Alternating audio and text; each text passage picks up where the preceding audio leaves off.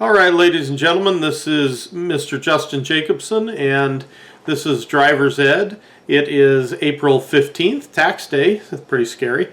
And I am trying to do this video presentation once again. This is about the third or fourth time. I had to change computers and all this other stuff, so I'm just grateful I'm able to do it. And we'll try and make it short. Today's kind of a long one, but it's on physics, so we're going to go ahead and try and get started.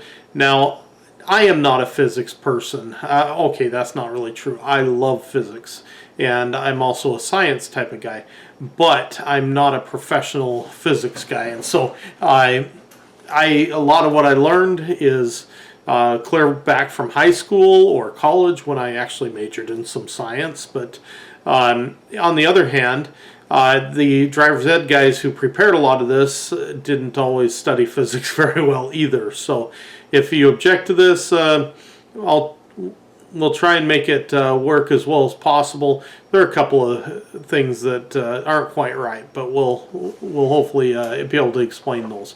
Anyway, here we go.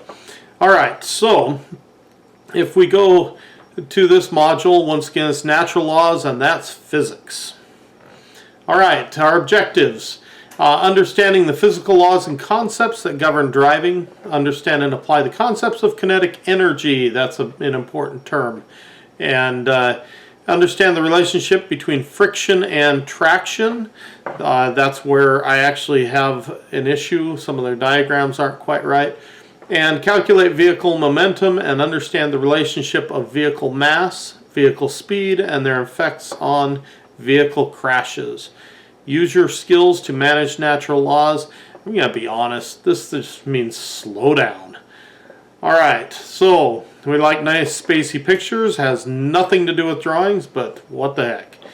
Alright, physics concepts in today's lesson. Gravity, inertia, kinetic energy, friction, momentum, traction, and force. Alright, gravity. The force that attracts a body toward the center of the earth. Actually, this is one of the little half-truths here. Gravity is actually the force that attracts all bodies toward each other. And so the biggest body around happens to be the center of the earth, or the earth itself. And so everything is attracted to that. Now, if we had twin suns or something, or twin earths, every day we'd get our bodies torn apart by gravity pulling toward another planet, I guess. But anyway, so it's not just toward the center of the earth. So anyway, the effect on Earth is when I jump up, I fall down. When I throw a ball in the air, it falls down. When I go off a cliff, I fall down. Gravity, it's not just a good idea, it's the law. Okay, we call these things laws because we have no way of getting around them, and they've been proven so many times that they have the force of law behind them in the scientific manner. Okay, this represents a bunch of the different forces.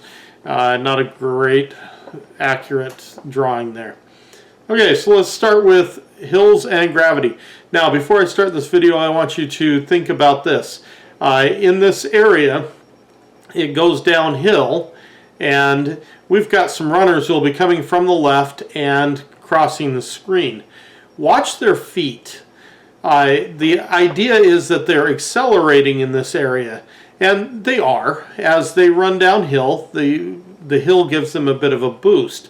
But the real effect here is that they are losing traction because the hill drops away out from under them. They're losing traction, and there's a lot less force.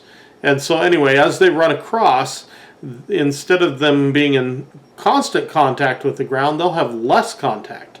Alright, so let's watch this video.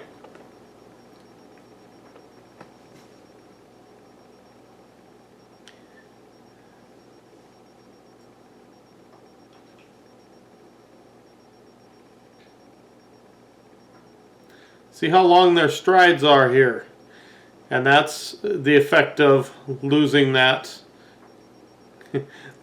contact with the ground. All right. So here's an important equation for today, and it's on kinetic energy. Kinetic energy is the energy of motion, and so kinetic energy, Ke, equals 1/2 motion, or excuse me, mass times velocity squared. All right, so how does this matter? It actually matters quite a bit, and we want to make an important emphasis on velocity squared. Velocity is simply another word for speed. So if we have double the speed, let's give you a concrete example here. If this velocity is, say, 1 mile per hour, okay, and then we get, and let's assume that we've got a mass, a typical SUV vehicle weighs maybe 4,000 pounds. So kinetic energy of that vehicle at 1 mile per hour is 1/2 of the mass, so that would be 2,000 times the velocity squared. Velocity being 1 mile per hour, we'd square that, it'd remain at 1. So we end up with a kinetic energy of 1/2 times 2,000, or excuse me, 1/2 times 4,000, which equals 2,000 pounds. Okay, so that's at a typical SUV moving at 1 mile an hour. Now let's double the miles per hour, and we end up with kinetic energy equals 1/2 of the mass. That didn't change. We're going to use 4,000, typical SUV, times 2 miles per hour velocity squared. Well, 2 times 2, that's squared, equals 4. So all of a sudden we've got 1/2 of 4,000 pounds, that's 2,000 times 4, 8,000 pounds. All of a sudden our kinetic energy that was 2,000 pounds at 1 mile per hour becomes 8,000 pounds of kinetic energy. Okay, if you do 9 or 3 here, it becomes 1/2 times 4,000, which is 2,000, times 9. All of a sudden at 3 miles an hour, we're at 18,000 pounds of kinetic energy. That's a huge difference. Now let's imagine that we are now traveling at 65, 70, 80 miles per hour. What has happened to our velocity squared? It has increased exponentially, literally, and we have huge amounts of energy in crashes involved at higher speeds. All right, so this is how it works out in the real world. At 20 miles per hour, it might take one distance to stop. We don't know what that distance is. There are tests on all of our vehicles, usually from a 60 miles per hour to 0 rating, and we can figure that out. Go online and it's there.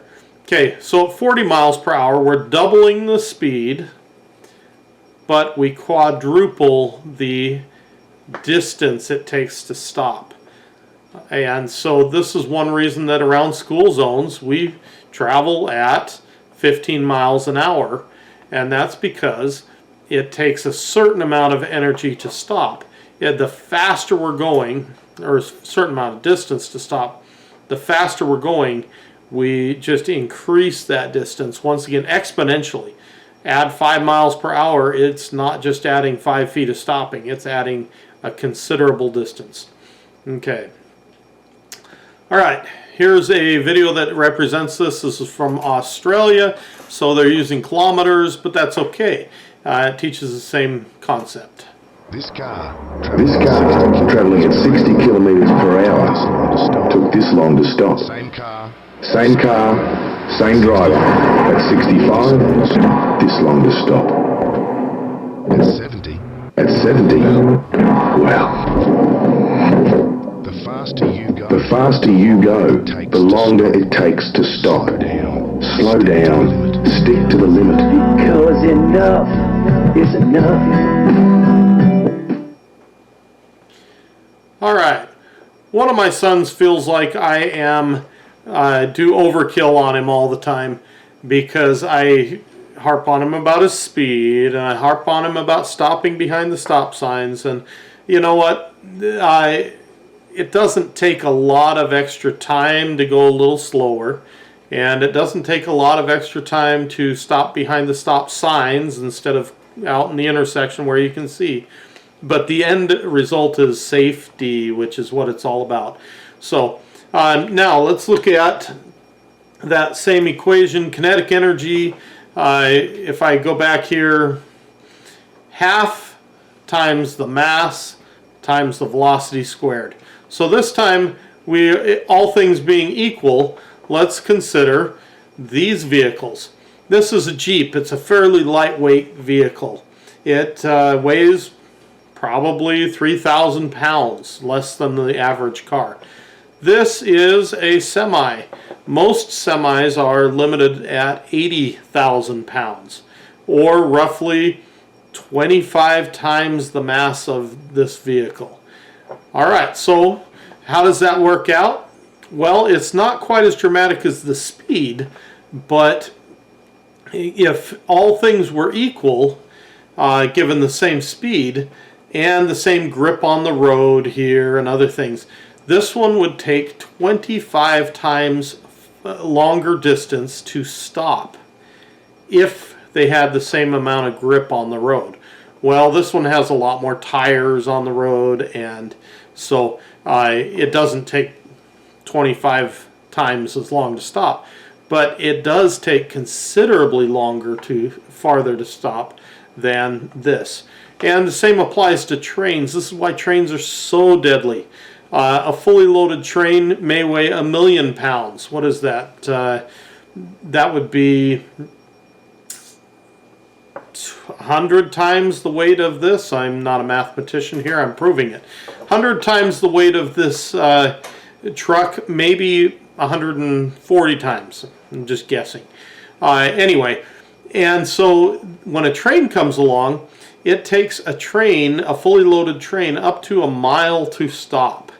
And that's partially because those steel-on-steel wheels don't give you a heck of a lot of traction. But trains simply cannot stop.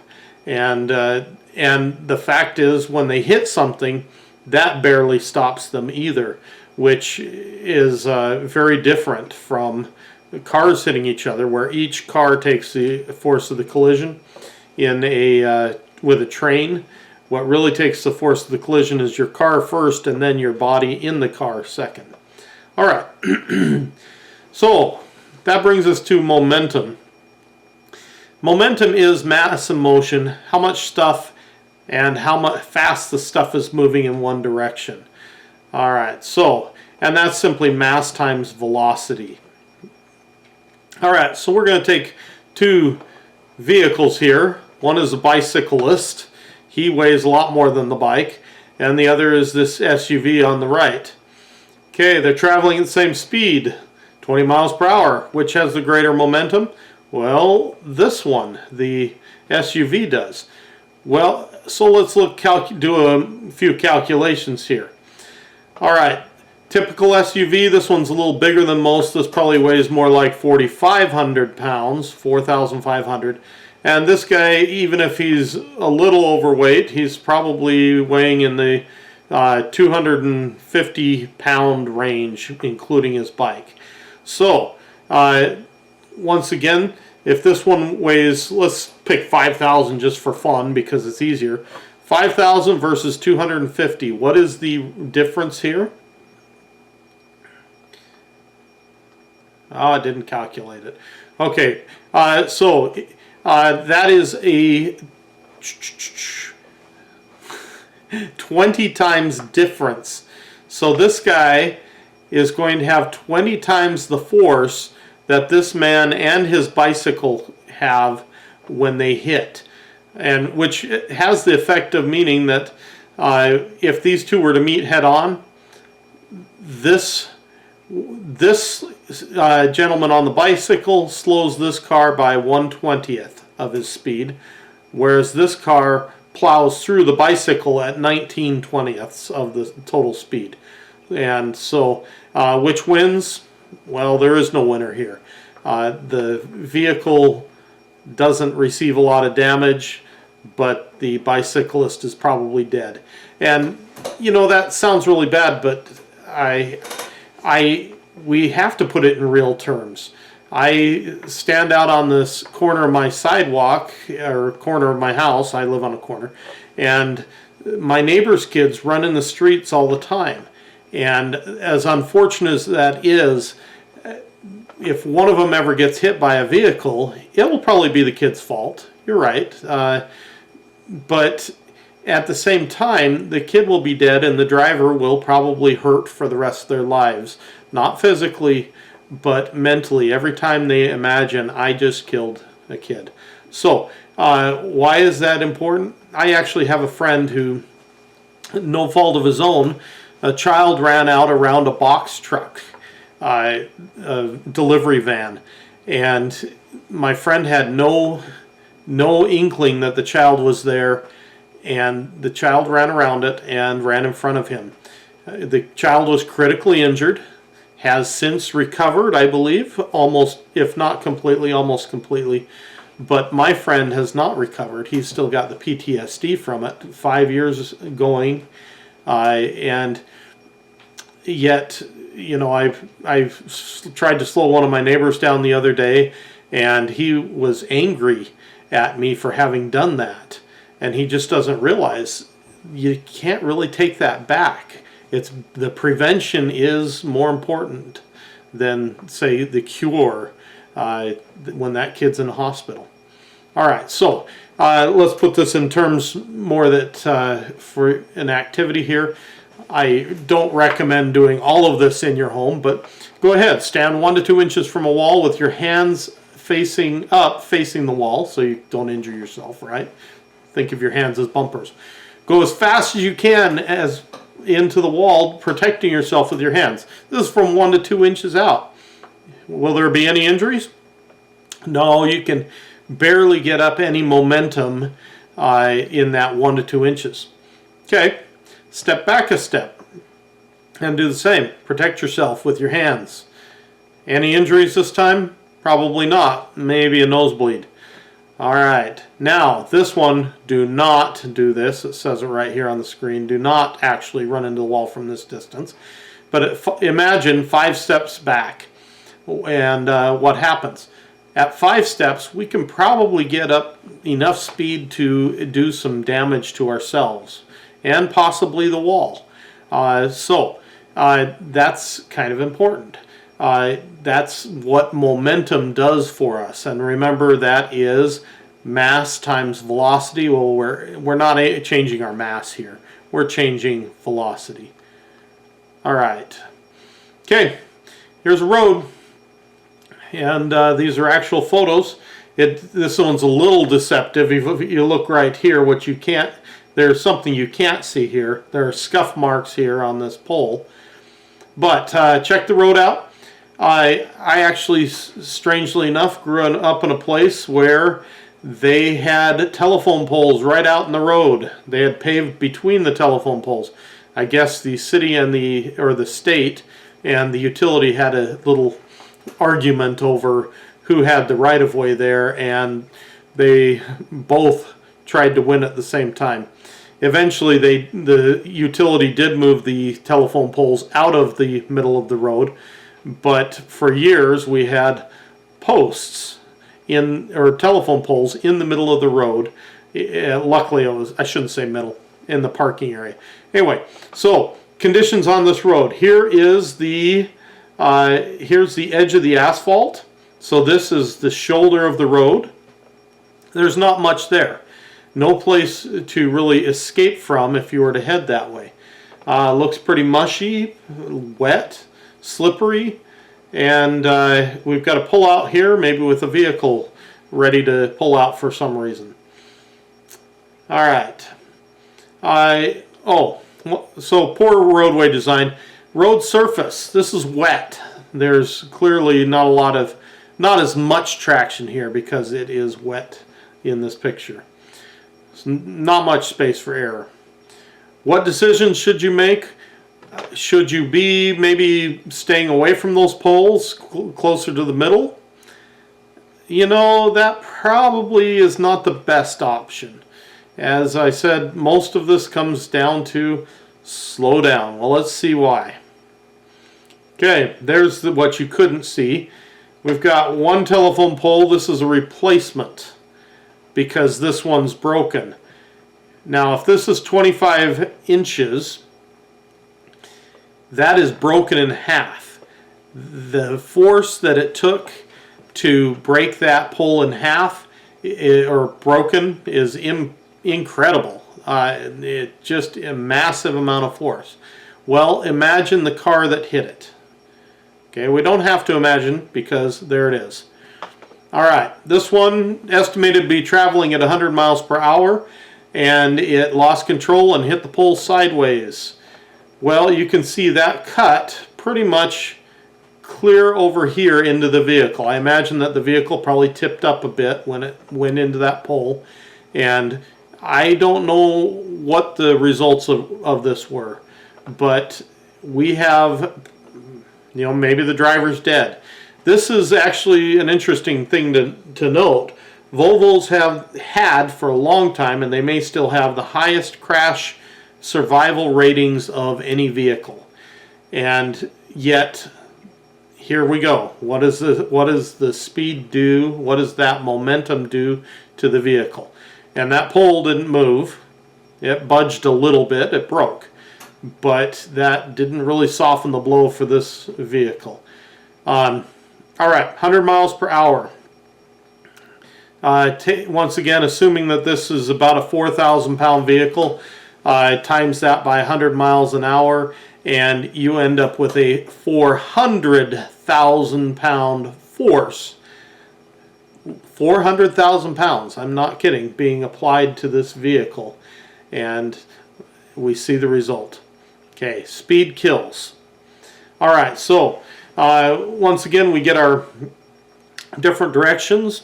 Yaw is fishtailing or sliding around corners, drifting if you prefer. Roll is body roll side to side, and pitch is where our nose dives, or when we accelerate, the center of gravity actually shifts to the rear, or at least our force does. Okay, so pitch, forward to back. Roll. Oh, we won't get to roll yet. Okay, so just imagine that you are moving at 35 miles per hour, driver slams on the brakes. What happens to you? Your whole body kind of falls forward. Okay, demonstrate what your body does. Okay, roll. Side to side, or not side to side, but rolling forces. What happens when we exceed the capabilities of our car? And we end up rolling over like that. Okay, that's a rollover accident. Crash. Alright, so now we used to play lean on the school bus and make our bus drivers really mad. I don't know if it had any real effect, but leaning side to side in your school bus certainly makes the bus drivers angry, or maybe a little nervous. And it obviously doesn't do really well to have our bodies flying around in a rolling vehicle. I've been in a rollover accident. It wasn't fun. All right. Yaw, once again, fishtailing, and I tell on my teenage driving boy who drives, he decided to go drifting one day in my vehicle. Of course, I didn't hear about this till afterward, but my vehicle ended up with a flat tire, and my son had actually he had managed to fishtail enough that he had rolled the soft rubber on the tire to the side like this. You can see the hubcap is protruding here. Well, he had rolled the tire off to the side and gotten dirt up in the bead of the tire. So when the tire, it's kind of elastic, rubber, and when it stretched back into place, it had a dirt in there and the tire proceeded to leak. So we took it to I didn't know about this, but we took it to the the tire shop, and the person behind the counter said, you need to talk to your son about drifting.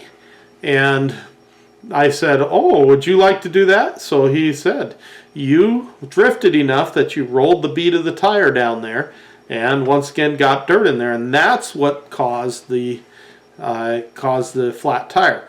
You know, I'm not so worried about the flat tire. I'm just grateful for the lesson that he was taught, but that drifting, he was in a dangerous situation. If that tire had completely come off the bead, he could have lost control of the vehicle. So anyway, it was an interesting thing for an outside source, the tire guy, to talk to my kid about driving wildly. All right, so describe what is happening to this vehicle in balance terms. We have a lack of traction here. This car is actually trying to lift this tire off the ground, and there's very low traction here. There's not much weight on it. Higher traction here, but even that can cause you to slip and slide. So we have body roll going on. We have some pitch going on. This the front end is plowing here, and then we have some yaw going on where the body is turning around on that axis there. All right, friction. Friction is the force when two surfaces move against each other and one surface resists the other. Okay, this force of friction is actually measured when things are moving, but believe it or not, it's there even if things aren't moving. So that's another one of their little idiosyncrasies in this video. All right, it's described as a coefficient of friction, perfect friction being, I think, 1, and less than perfect friction being 0, or no friction is 0. All right, so different surfaces have different coefficients of friction. You know what? You may want to look at my absolutely beautiful face. There we go. I forget to switch this around a lot. Obviously, I'm joking about the beautiful face thing. All right, so friction activity. Put your palms together and press them firmly. All right, so now I am putting some force on these, so you can't see it, but with one of my puny little arms, I am pushing up and one I'm pulling down. Now, I have good friction there because I can't move them. What happens when I apply more force? Well, they slide. Okay, or what happens if I'm not pushing together very much? They slide easily. All right, so this one is about doing this, making them slide, and push harder, see what happens, and push lighter, see what happens, faster, slower, all those wonderful things. Okay, what happens? 30 seconds. Yeah, you felt the heat, right? That's friction, or that's the heat generated from friction. All right, so we played around with different levels of pressure and speed and things. All right, so think of friction as the roughness of the road here and its opposing gravity or some other force. The force of friction is equal to or greater than the force of gravity of the object in this situation. Doesn't move or remain static. All right, now let's reduce some of these forces. Maybe.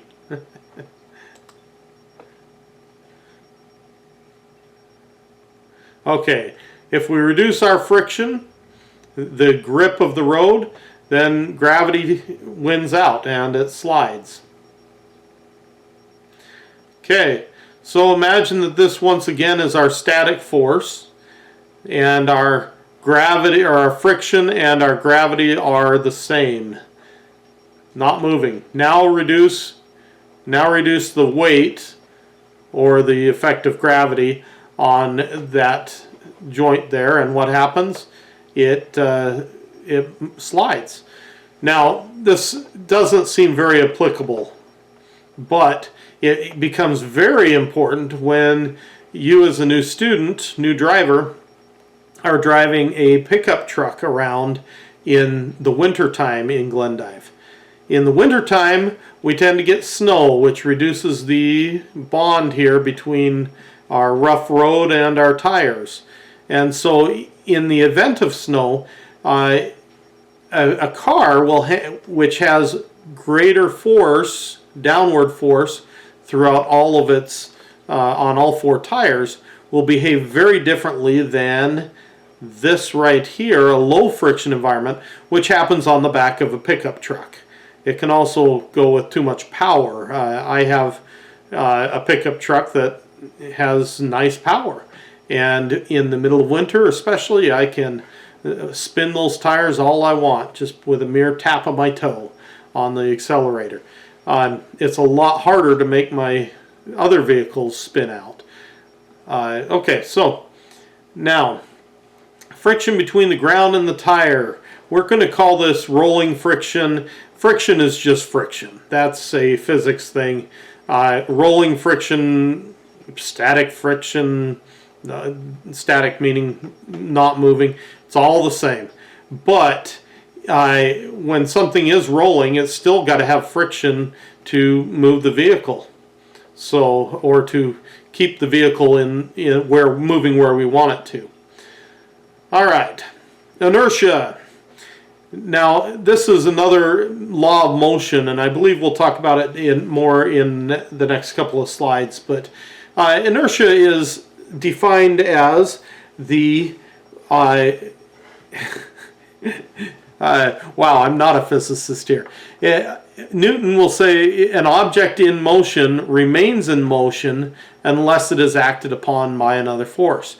But as part of that law, he also says an object not in motion remains unmoved unless acted upon by another force. So if you were driving along and this wonderful boulder were in the middle of the road, your car would be the only thing that has the force.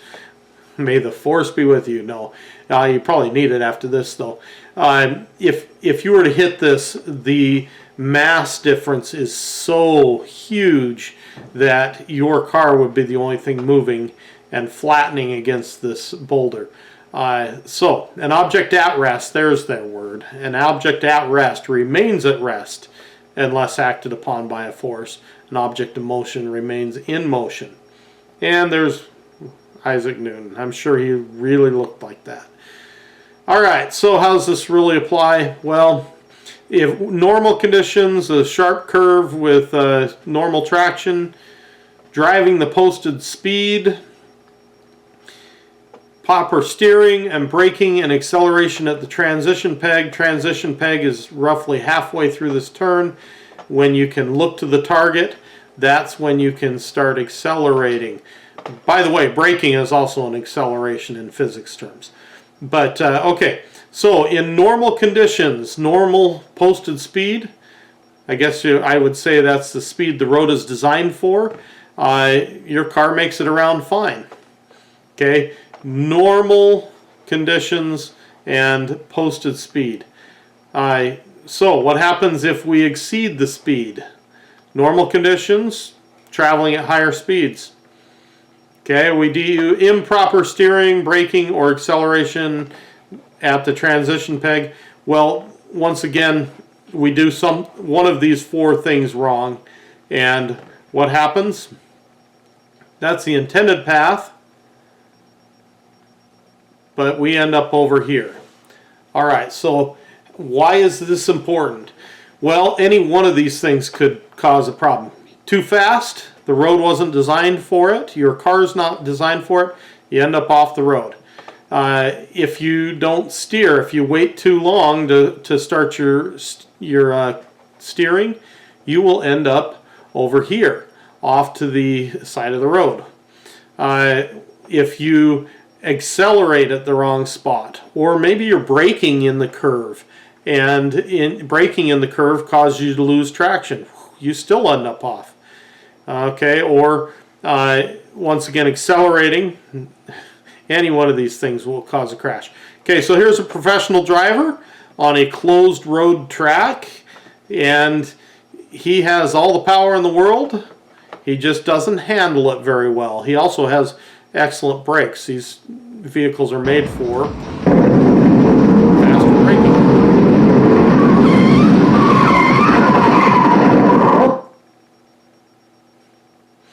We saw a bit of yaw there. Let's watch it again just for fun.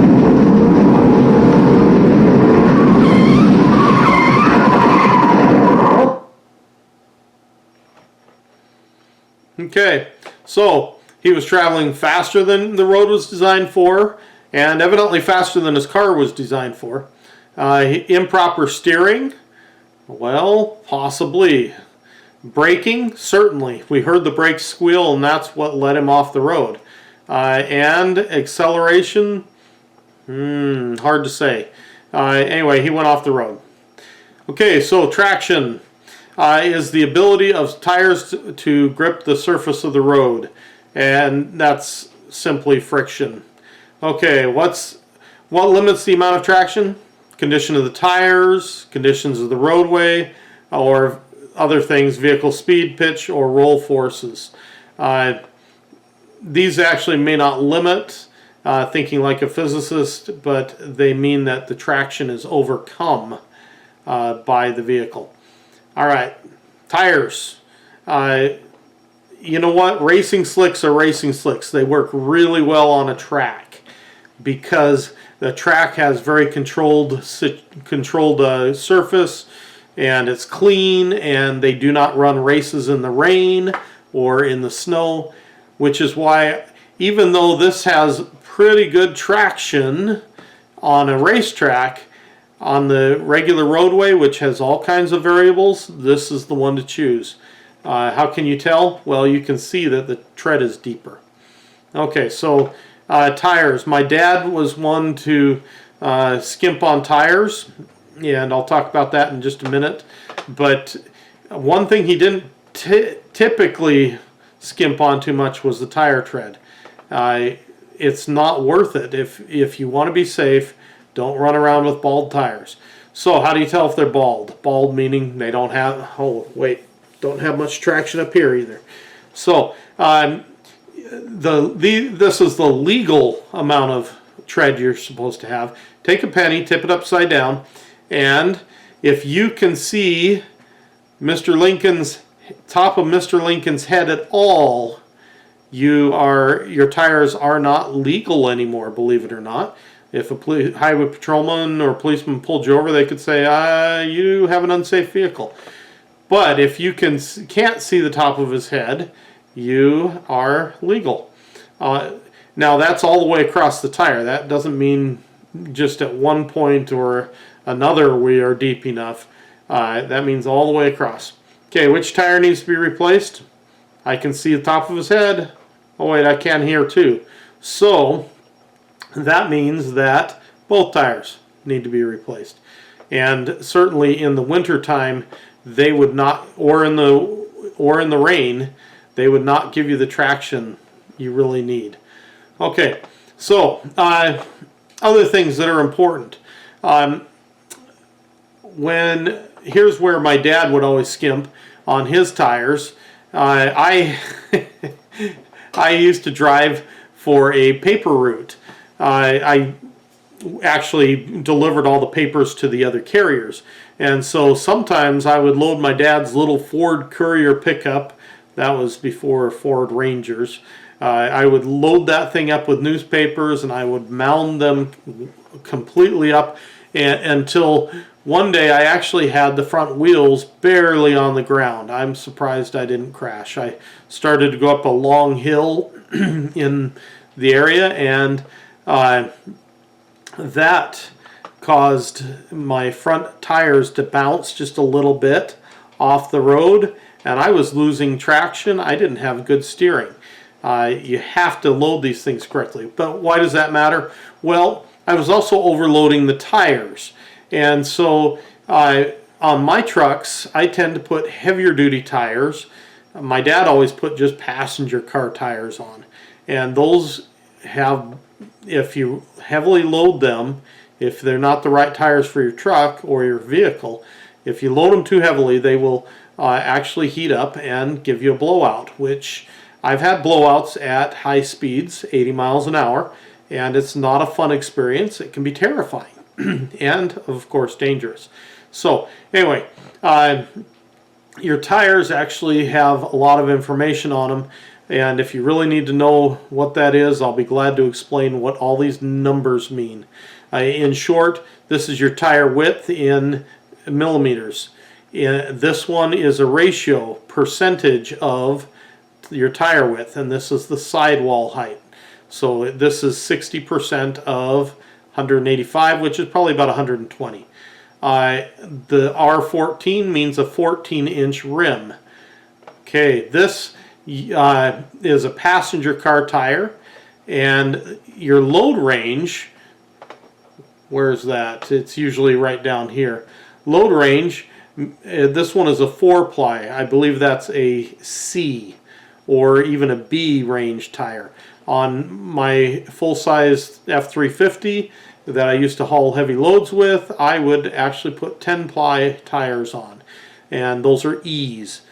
D is a normal truck tire. So beware of those, and your inflation. Any tire, if it is not inflated properly, actually can be dangerous. Okay, so here's inflation, tire inflation. Let me get my picture out of the way here. All right, let's start out with this quickly. Modern tire, a radial tire, is actually tube-shaped. So I'm up in the right-hand corner up here. It's actually tube-shaped, kind of like a bike tube, and it fits on the rim right here. Okay, then that's called the bead. So this is actually kind of like a pressure tube, and then on the rubber is actually melted on, seamed on, I don't know what you'd call that, bonded here to the tube with this rubber across the bottom. Now, because they're shaped like a tube to hold the pressure better, they do not show that the tire pressure is low. For example, this one, they took pictures of this for the driver's ed thing. This is a fully aired up at 32 psi, and that's your running pressure. Here's the same tire, and they've lowered it to 16 psi. There is almost no visible difference between the two, except that this one is low enough to be dangerous. All right, so you cannot tell with a modern tire just by looking at them which tires are low, unless they are absolutely flat. There are older types of tires called bias ply tires, and I believe they're still used in some trailer tires, and they have a straight side on them. If you're watching my cursor up there, they have a straight side on them, but they were built differently, and if you were to underinflate them, they would actually buckle in the middle, and the sides would buckle out, and you could tell the difference. Okay, when do your tire pressure warning lights go on? This actually will go on at about 25% less than the other tires. So if one of your tires is down by 25%, which would be about 8 pounds here, your tire pressure monitoring system should go on. All right, more traction things. Imagine that you're playing patty cake with your friend, with your little brother or sister or somebody. Okay, try and figure this out here. Okay, so they want you to follow your hands around, and with pressure, how well are you able to follow your partner's hands around? Yeah, I'm using both my same hands, but follow the hands around and keep them together. Now, the trick is add some lotion or some soap, and now see how easy it is for one person to follow the other's hand. And so that's like the snow that we already talked about, taking away your friction. Okay, so add lotion or baby oil or soap, Rub them back and forth quickly for 30 seconds and you'd be all over the place. All right, so momentum in winter. What happens in winter? Well, if our vehicle speed is the same, our vehicle has the same momentum. So we are essentially in the traction part of this equation. We're simply reducing the amount of traction that any vehicle will have. And this one in particular, I'm just going to, at the risk of lengthening this video slightly, I once took a drive in the winter. I lived about 150 miles from my parents, and to get there I had to go over 2 mountain passes at about 9,000 feet each. And so it was snowing. We had about 6 inches of fresh new snow on the ground. And I was driving along. I think my vehicle was probably 4-wheel drive. I always run with good tires because I have no desire to endanger my family. And so I had good tires on my vehicle. And I was passed. I was going, it almost felt like faster than I really felt safe, which, you know, it's kind of stupid. Okay, but at the same time, I was trying to go the speed that I felt I could go safely and not endanger myself from behind. And the reason I say that is because I had about 6 trucks, 4-wheel drive trucks, pass me in poor conditions, about like this road here, except I guess there was more snow. Poor conditions, and I don't know why they felt that their 4-wheel drives had so much better ability than my 4-wheel drive van, but they passed me, 6 of them or so. And then just a few minutes later, I got to pass a few of them. First one off the side of the road, then maybe 5 minutes later, another one off the side of the road, and some of these guys were backwards. They hadn't thankfully rolled over, and they managed to stay out of the trees that were on either side. But and then a few minutes later, I got to pass a third one. So 50% of them made it that night safely. But for some reason, we feel like our 4-wheel drive vehicles give us superhuman abilities. And so let me just suggest this. A 4-wheel drive vehicle, the 4 wheels, the driving on the 4 wheels, or an all-wheel drive vehicle, same thing, does give you better ability to speed up. But I learned this lesson at maybe 18, where I had a friend, I was admiring his brand new Jeep Cherokee that he got, and I'm old enough, that was probably about an 88 Jeep Cherokee, brand new, and I was like, man, that's so cool, I wish I had one. And he said, looked at my vehicle and he said, you know what, my dad taught me a good lesson today. He said that the 4-wheel drive helps me get going faster, but when it comes to braking, your vehicle brakes just as well as mine does. We have brakes on all 4 wheels, and that was so wise for his age. And I hate to say it, but his cousin, who actually lived right behind him, had just gotten in a wreck maybe a year earlier and was now a paraplegic, maybe because he knew that, maybe that's why he was so wise at that age, and realized that the brakes on your 4-wheel drive aren't any better than the brakes on your 2-wheel drive vehicle. It doesn't make you Superman. And his cousin learned the hard way. That cousin was also a distant friend of mine. Okay, so moving on. Enough sad sob stories. Maximum vehicle load. Some vehicles are meant to be loaded and others aren't. Your tires, I already talked about that. Suspension matters. Keep your vehicles in good shape with good suspension. If your tires are bouncing off the road because your tires are out of balance and your suspension is poor, you won't have friction. Your height of your vehicle matters. Those trucks are higher and they're prone to rollover. Width matters. We're going to see a picture in a minute that illustrates a lot of these. Number of passengers you put in. I'm kind of a big guy. If you put 4 of me in your vehicle along with you as a driver, you're going to be putting a significant amount of weight in your car, and your car will handle differently. And certainly the amount of gear, I've been guilty of overloading my vehicles before. This one, I dare say, is overloaded, and we laugh at this one. You know, only in Russia would they put a cow in the back of the vehicle. But my wife's uncle, only in America, good old Western U.S., my wife's uncle used to put his Shetland pony in the back of his little Honda Civic. And about, probably actually bigger than this car. The Shetland pony would ride around with him like a dog, so don't think this doesn't happen here. And a Honda Civic is not a big car. All right. Overloaded? Absolutely. Overloaded? Absolutely.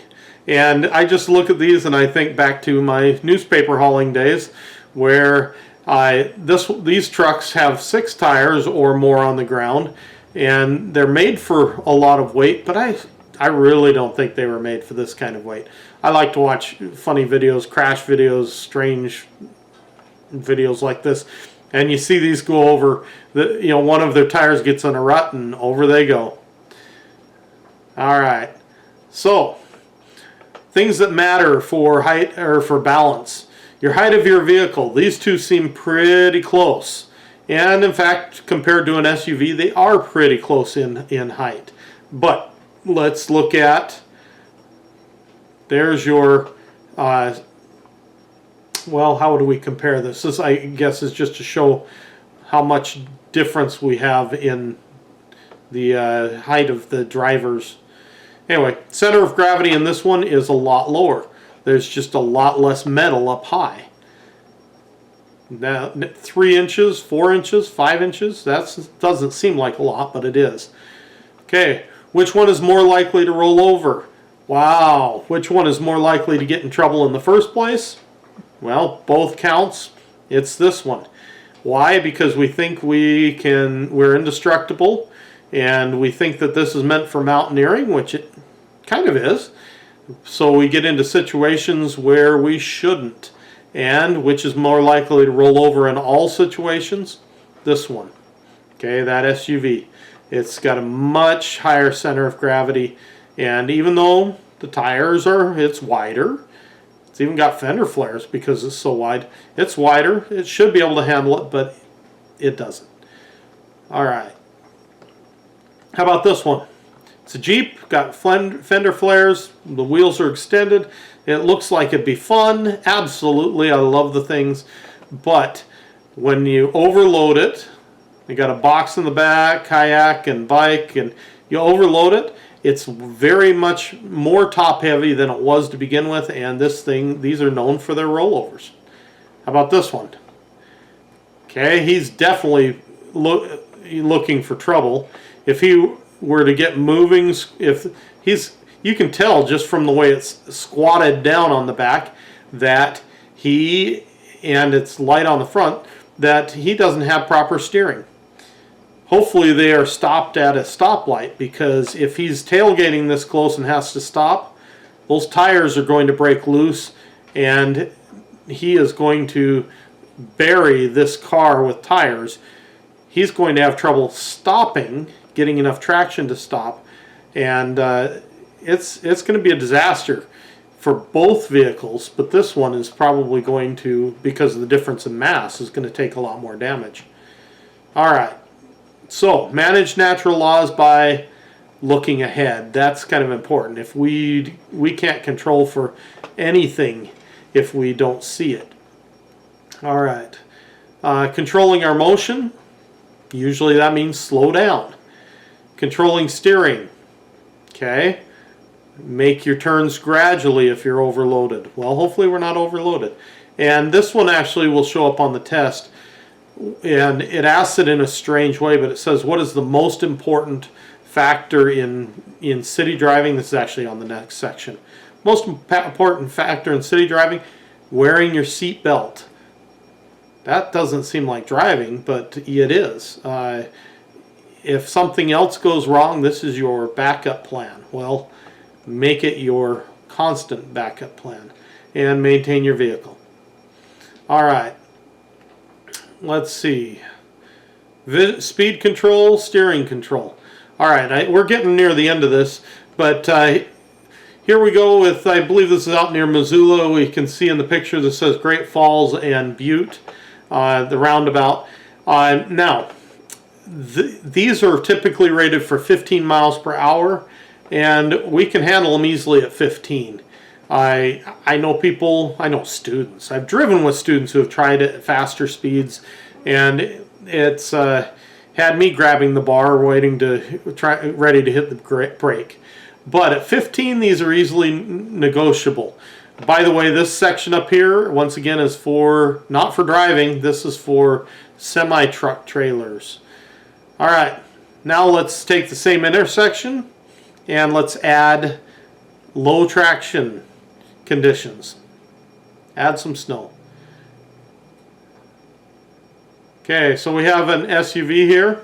I drive SUVs. I have nothing against them, but I understand their limitations. Okay, this guy is sliding out. He is getting some nice yaw on this. You can see that his rear wheels are not following his front wheels very well. How to control for this? Slow down. He's about to take out the sign. All right. Things to maintain on your vehicle so that it operates as it should. And then we have how to protect yourself, slow down, and safety belts, safety seats for children, and airbags. Airbags, by the way, they're meant to work with seat belts. Sorry, but in one of our presentations, I think it's the next one, airbags cannot protect you from a hit in the rear. They can't protect you in a rollover situation. And so you absolutely have to wear those seat belts. Airbags happen or come out because they're programmed to, but they only work on once. If you're rolling over, that airbag won't hold you in. All right, and this, we've got a car over here who's left the roadway, and a bunch of equations, which I'm sure are kind of just made up, but that's how you calculate. That's how you know what the road's designed for. Well, we just have to slow down. It's all about physics. Okay, we're done, folks. I apologize for any technical glitches and other issues that come up with these. I am desperately trying to figure out how to make these things work better so that we can do a little better job here. Anyway, thank you for your patience and have a good day.